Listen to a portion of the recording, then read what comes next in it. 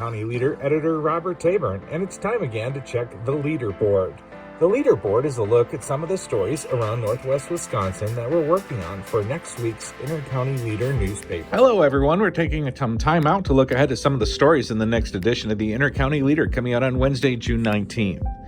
The Polk County Sheriff's Office is investigating a two-vehicle accident that shut down 190th Avenue in the town of Milltown. Happened just around 12:30 p.m. on Tuesday, June 11th. A Chevy SUV struck a Chevy four-door vehicle just west of 170th Street.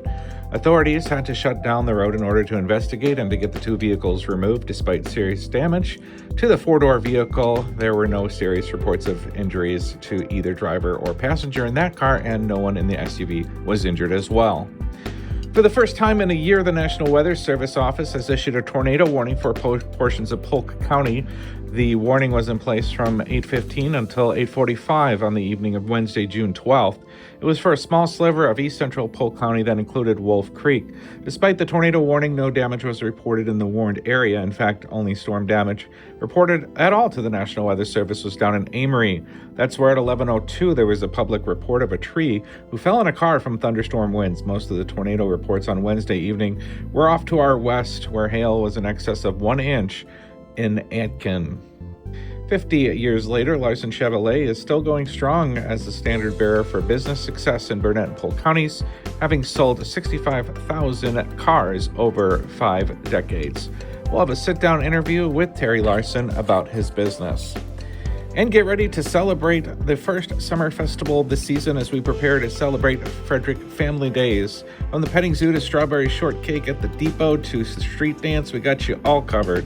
Reporter Sarah Beth Radowski and Sophie Horgan will have all the highlights for you coming up in the newspaper on the 19th.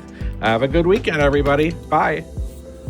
And remember, if you spot breaking news going on in your community or have a story idea, we'd love to hear from you.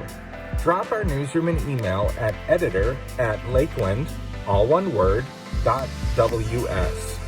You can also call our office Monday through Friday, 8 a.m. to 4:30 p.m. at 715-327-4236 to renew or become a new subscriber. Yeah, and don't forget, you can also submit those photos of community events and sporting events through the email you see up on your screen. We look forward to sharing these stories and more with you in next Wednesday's edition of the Intercounty Leader. Until then, continue to follow the news at leadericcpa.com.